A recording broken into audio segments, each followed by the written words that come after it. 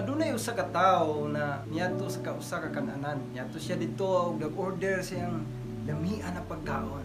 Sa dihang nangmili siya, uy, kaniya akong orderon kay lami kay daw ni ingon ang mga kailap. Mao ni akong order. Sa dihang nagpaabot siya sa iyang order. Excited na siya, makaon na jud ko sa akong order na grabe. Ingon nila lami daw kay ito. Sa dihang nagpaabot siya, nilabay ang pila ka minuto. Aksyon na siya bagut-bot.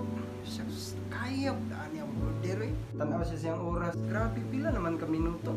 Ay siya kung di pa gani ni paabot ron sa ka minuto, gawas jud ko bahala sila dira. Papabitaw ko kabayad.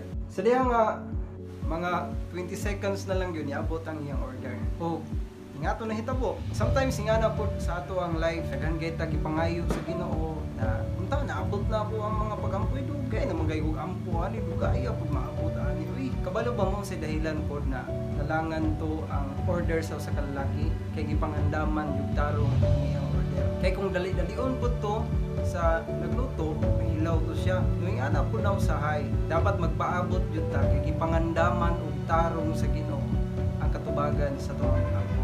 Kapoy mga pag-ampo na kay unta na dugayan na nag-ampoy pila naman katuig. Dili pa time karon or sa ugma. Pero paabot lang ay kawad ang paglaom na maabot gyud ka na.